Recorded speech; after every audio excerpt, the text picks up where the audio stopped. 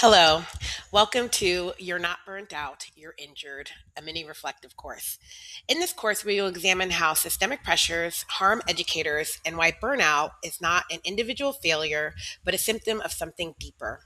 We will also reflect on what healing and support can look like in practice. Have you seen this image of the American teacher on the first slide? I saw it for the first time a few years ago and it resonated with me. We already know that teaching is a stressful profession, but I don't think many outside of this field understand just how much more stressful it's become. After studying the impact of COVID 19 on teachers, I realized that the stress and burnout teachers were experiencing were at a critically dangerous levels. Through that research, I also discovered that what most teachers were experiencing was an injury that went beyond burnout and stress, which were more like the symptoms. Thus, I designed this mini reflective course to share my findings and support you if you're a teacher who is more than burnt out but is suffering a moral injury. Before we get started, I wanted to share a few things with you. First, each mini reflective course includes a live guided reflective discussion. On Wednesday, March 25th at 6 p.m. Eastern Daylight Time, we will meet over Zoom to reflect on the course content. You can find the Zoom link in the course materials on school, or if you're subscribing through Facebook, I will make sure you get the link that way as well too. Additionally, you have access to a reflective workbook for each course. In it, you will find reflective questions and actions and commitments to help deepen your learning and your reflection in this course. So just scan the QR code to access the workbook. Now, this is a Google Doc, and you're going to be prompted to make a copy so that you can type directly into it and save it. And then if you want to get a PD certificate, just email me your completed workbook. You can download it as a Word doc or a PDF and send it to me. So just you'll be prompted to make a copy or to log into Google when you scan the QR code. And you might go to the Bitly page first, and then you'll go to that as well too. So, I want to begin by sharing a bit about the research that has informed this course. In 2020, I began working with two colleagues, Breon Kramer and Clint Broadbent, two education professors working at Southern Utah University, to study the impact of COVID 19 on teachers. We conducted a two-phase mixed method study on the impact of COVID 19.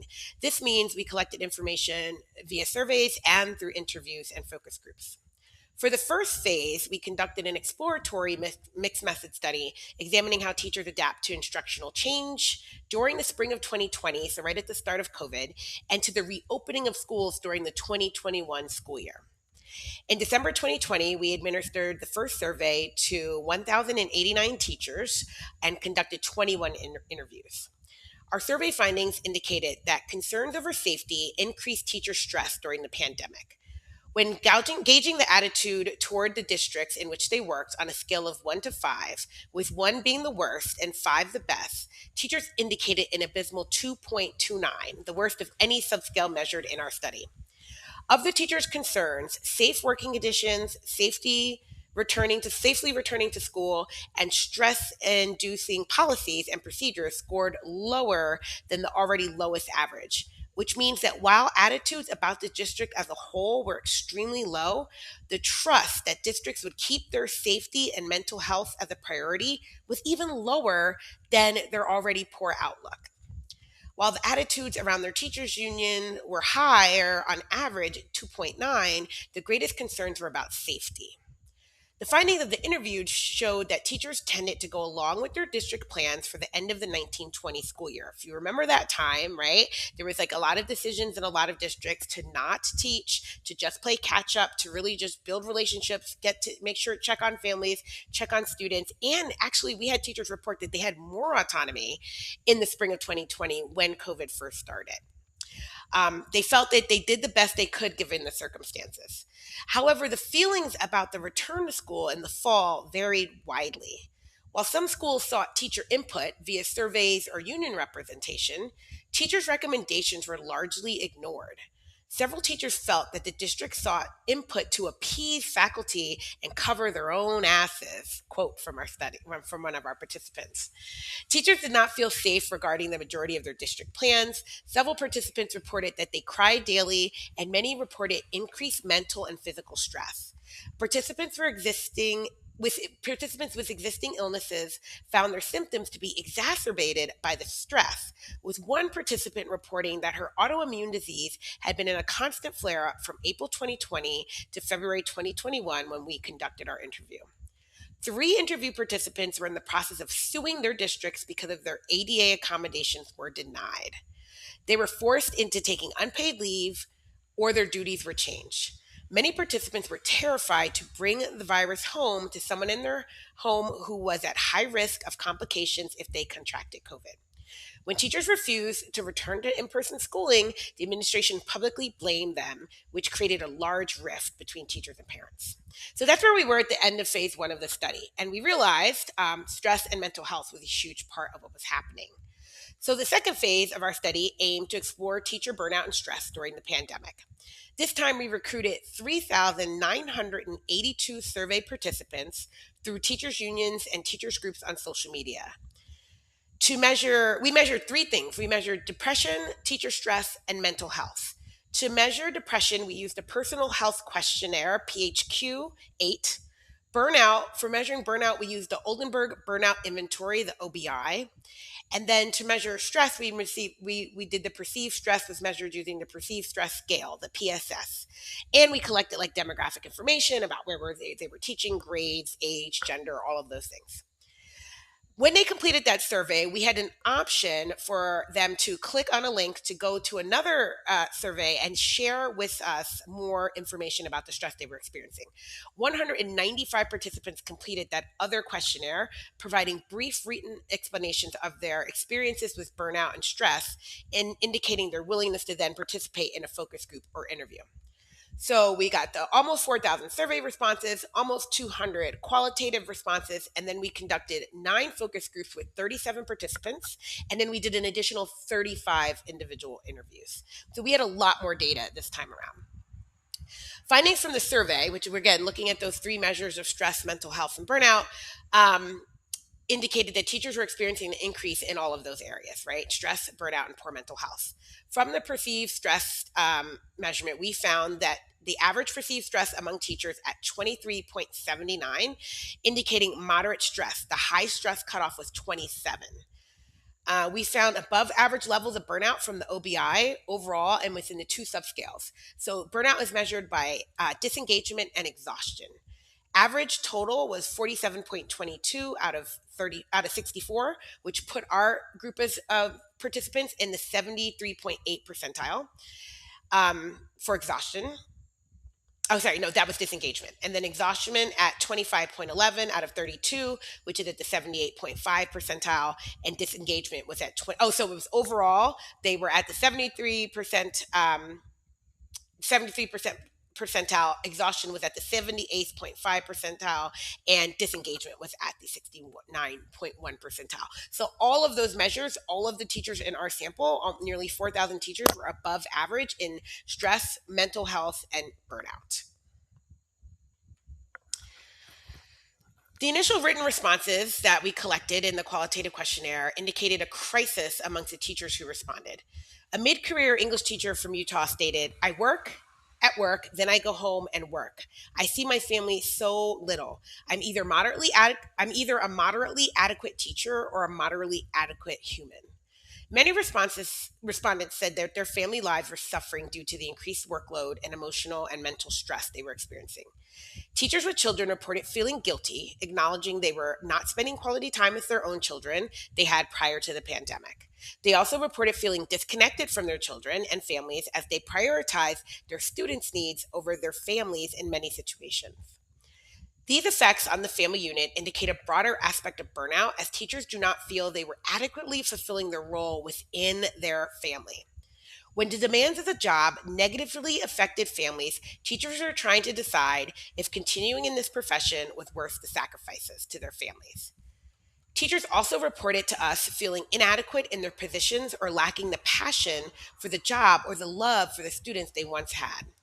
A 32-year veteran teacher from Arizona reported having a breakdown in front of her students in November 2021 due to the increased stress of student behavior and parents' reluctance to assist with classroom managers. Others described frequently crying in front of students and coworkers or having difficulty managing their emotions during the school day. Each participant expressed their embarrassment when these situations happen, but the reactions were largely out of their control. This provides a window to the self reported increases in anxiety and depression among participants. Some of the issues that arose in phase two that the teachers were facing. So, first was the unmanageable workload. Teachers described exponential increases in their workloads during the pandemic. Everyone was online from mid March until the end of the 2019-2020 school year.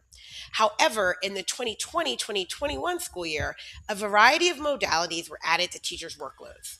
Some schools used face to face classes while full time while adhering to various state mandates and protocols. Others used a hybrid approach of some kind, which consisted of alternating groups of students throughout the week, with some students online full time. Some districts also utilize synchronous remote online instruction or asynchronous online instruction. Districts also cycled through all of these approaches at different points during the school year. During a focus group, participant 21 stated the 2020-2021 school year, we did have an option for where students could choose online or hybrid learning or in-person learning, and we as teachers were expected to facilitate all three. So I had some students in person all day, some students online all day, and some students were half and half. We were tasked with figuring it all out for these three types of learners. That was a horrendous mistake. And we heard this often about the unmanageable workload teachers were experiencing in that school year. Constant burnout was another issue that arose. Participants discussed feeling constantly burned out due to the way they were now required to teach during this year. So many discussed feeling exhausted, which is a symptom of burnout, and overwhelmed because they were putting in more hours planning than ever before. Participant 185 stated, I'm on all day long, every minute of the day, doing, doing, doing. Teaching is the constant experience of trauma, my own and my students'. Another increase in teacher workload was the amount of student need that increased during this time. Teachers consistently had to work with students who were quarantined or out sick for longer amounts of time than was typical prior to the pandemic. Many participants found this constant process of catch up exhausting as well. This made many participants feel that they were not being good teachers or providing students what they needed. Another topic that came up was disengagement from the profession and at home. And again, burnout is measured by two factors, exhaustion and disengagement. As anxiety and stress increased for teachers during the pandemic, they became increasingly disengaged with their classroom, students, and even their own families. Teachers' disengagement with the profession they once loved was clear in the comments that participants provided. One shocking comment came from a veteran educator who said she loved her job before the pandemic. Participant 27 stated, I'm tired and really don't care about other people's children and don't care what they're going through. Other participants described their feelings as combat fatigue or moral injury to provide greater context for their experiences. This disengagement also created divides between colleagues who once worked collaboratively. Participant 56 stated, my colleagues are clearly in various stages of mental health struggles themselves. Everyone is responding differently, but we're not there for each other because we are busy being isolated, disconnected, emotional, angry, etc. No one really has more energy for anything but their own needs. In addition to their feelings of disengagement at work, many participants discussed the disconnect at home while they tended primarily to work during this time of survival. Participant 158 described this disconnected home as, I feel as though I can either be human or be a teacher, but there is no room for both. Through our analysis of the data, we found that burnout is an inadequate description of what many teachers are experiencing as a result of teaching during the global pandemic. Yes, teachers are exhausted and disengaged, which are the two key factors used to measure burnout.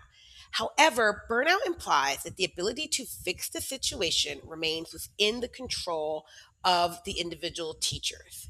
Teachers are constantly being told to practice self care, set better boundaries between work and school, and get more rest as solutions for dealing with burnout. What these messages fail to recognize is when the source of distress is not something that teachers can control, self care becomes nothing more than a cheery slogan.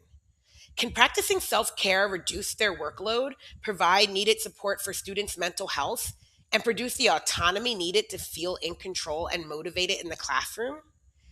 Taking care of your physical and mental health through mindfulness, sleep, nutrition, and exercise are important tools for dealing with stressful situations.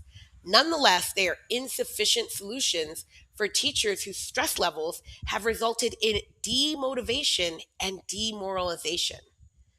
Teachers had no control over school reopening plans, district masking policies, whether schools would implement hybrid, online, or in person instruction, or policies for dealing with the spread of COVID 19. The uncertainty of how schools would move forced many teachers to adapt their plans and alter their schedules on very short notice. At the same time, the initial public support for teachers during the early days of the quarantine quickly shifted as societal push to return to normal meant that teachers should be willing to return to unsafe schools and risk their personal health. Although most schools and districts returned to in person instruction during the 2021-2020 school year, the supposed return to normal never materialized. During the focus group, we asked our participants to discuss the differences between teaching in 2021-22 and 2020 and 2021, right? So the first full year after the pandemic and the second full year after the pandemic. We asked them which year was more stressful and why. We believe that the end of hybrid instruction and online teaching would result in a decline in the stress, right? So we thought going back to school in 2021, 2022 would be better than what they experienced in 2020 and 2021.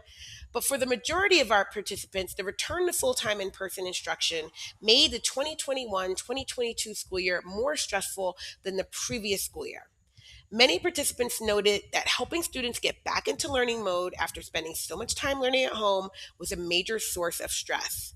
We heard countless stories of how students forgot how to student and lacked many needed social skills, likely from wearing masks and not participating in the school culture for so long.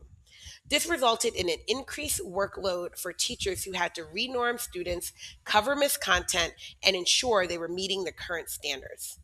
Thus, the stress that should have dissipated as schools returned to normal intensified for many teachers. So, I have a question on the slide. I ask you, is teaching a calling? Many teachers view their profession as a calling, right? Something they are called to do. So, they take their work as a personal mission to educate students.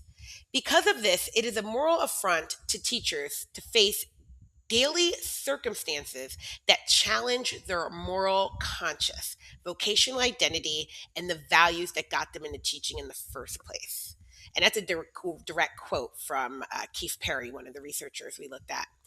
Doris Santoro theorized about moral injury by asking, quote, what happens when experienced teachers who are fueled by the moral dimension of teaching find they can no longer access the moral rewards embedded in their work, unquote.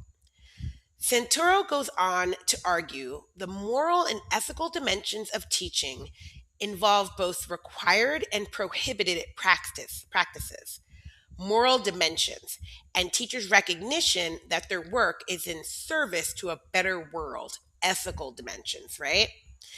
Often these are inseparable, so that if a teacher is repeatedly forced to do something that they believe is harmful to their students, they may feel that they are bad at their job. They may feel that they are bad at their job or their job is bad for the world. This creates a moral injury that plagues teachers daily. So, what we're saying here is that burnout and exhaustion and disengagement are real, but what a lot of teachers are experiencing is what we call a moral injury. They are unable to access the moral rewards of teaching because they are being required to do things that they believe are harmful to children. But these are requirements forced on them. So it's creating a moral injury because of the moral ethical situation that they are facing.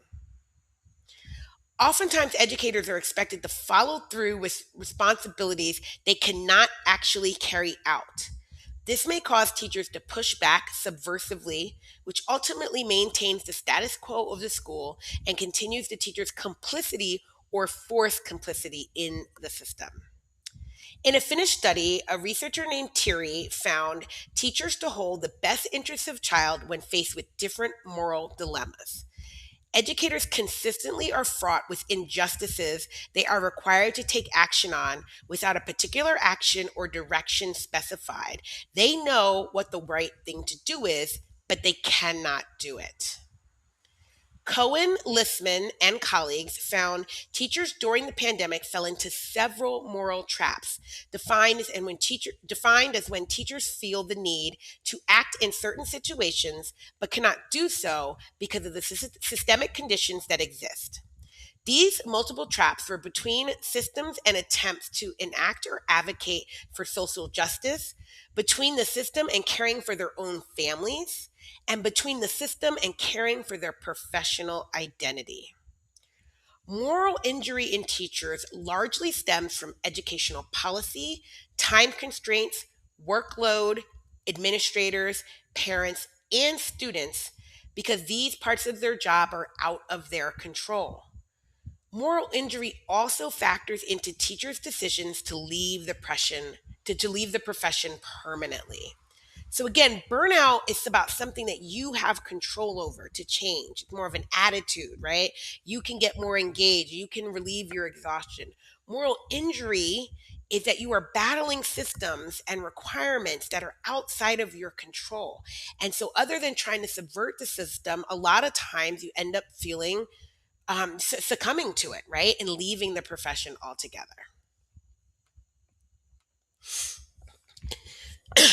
Through our analysis of the data, we constructed the following hypothesis. We first began with three theoretical codes. First, an increase in workload combined with fears associated with COVID caused an increase in exhaustion, anxiety, and stress. Second, an increase in anxiety and stress led to an increase in disengagement. Third, exhaustion and disengagement, traditionally used to measure burnout, combined with external factors, lack of control, and fear, contributed to the process of teachers being demotivated. And that led to our hypothesis that COVID increased teacher stress, burnout, and poor mental health, intensifying demotivation and exodus from the profession. And that's what I hope to show you in this graphic, right? So we start with teacher stress and burnout, which was different in the early pandemic, right? But there was already stress in the profession. But then it turned, as we started to go into those different modalities and the reopening of schools and all those issues, that's when we saw rising stress and this idea of demotivation, which is different than unmotivated. And it's important to remember that teachers are highly motivated professionals, as we all know this, right? We come in with a lot of motivation. So we're never really unmotivated, but you can become demotivated, where you no longer have the motivation that you used to have because of all of the stress. And that leads to demoralization. Teachers' well being is affected by teacher stress, which stems from increased exhaustion and disengagement, as I've mentioned. If teachers believe the source of their stress is outside their control and caused by an external factor over time, the depletion of their motivation to teach leads to demotivation, right? You know you don't have control of the stress. It's an external factor. Over time, this is going to deplete your motivation. When teachers feel that they are being when teachers feel what they are being asked to do violates their morals, they experience demoralization and often feel as though the only solution is to leave the classroom or the profession. Teaching has always been stressful, as I said, and teachers have constantly faced challenges in a profession that is feminized, underpaid, and devalued by society. However, as millions of people died from the spread of a deadly disease, the changes to the teaching profession, combined with health and safety fears for themselves and loved ones, left many teachers highly stressed and demotivated. As the teaching profession faced new attacks on mask mandates, calls to ban books, and legislative limits on teachers' ability to teach certain topics, they were thrust into the path of demoralization, right? And so I hope this image is conveying all of this, right? That it's just an accumulation of stress, the lack of the demotivation, the demoralization, that all comes to this moral injury where you can't teach what you believe is right, and the only option feels like leaving. Now, I know I've been talking about this in the context of COVID, right? But this is also happening in the field of early childhood education as teachers are forced to use scripted lessons, engage in assessment practices, control students' movement and bodies, limit play, all of the things they know are not right for children, but they're being forced to do. And where has a lot of this come from lately? Learning loss, which comes from the pandemic, right? Oh, the kids are so behind because they had years of online schooling. Little kids are falling out of their chairs and they can't focus and they're distracted. And so instead of giving them what they need, which is play, we are forcing them to do things they know are not right for children. So we can see how early childhood teachers are also suffering a moral injury, right? Even if their experiencing during the pandemic was different. That this can be applied to multiple situations. And so hopefully can what we do about it. So this comes from my colleague Brianne Kramer, who wrote this in one of our chapters on moral injury. The only way to move forward, even despite the current administration and the circumstances they have created, is to explore paths towards recovery, resistance, and remoralization of education. This can happen through teachers' resistance as moral repair, institutional accountability at the district level, pedagogical repair, and moral resilience. It is imperative to fight for a future that is grounded in radical democracy. We have seen how specific language has been co opted and used to promote hatred and violence and dehumanize people. Schools must be sites of empowerment, and educators must work to empower their students. Our classroom should be places where intellectualism is developed and explored, the space to explore things critically is present, and where everyone has agency they can utilize in the practice of their own learning and teaching, even young children. While the current authoritarian push is to consider education solely as a pathway to employment, it is crucial we understand it is central to finding our way out of this current national crisis. To reclaim their moral agency and begin collective healing, teachers need to organize and ensure their voices are heard. We have seen instances of this in the past in the hashtag Red for Ed, Red State Strikes in 2018, and in teachers coming together to support their colleagues and communities in smaller local ways during the pandemic. Organizing can take many forms, and it is important to include members of the community as well. Jennifer Berkshire documented how people are using grassroots coalitions to stop right-wing candidates' elections to local school boards. There is also space for teachers' unions to reframe professional ethics as collective advocacy. Part of this effort could be to use the legal system to challenge laws and hold legislative decision makers accountable to the people. This effort needs to be collective.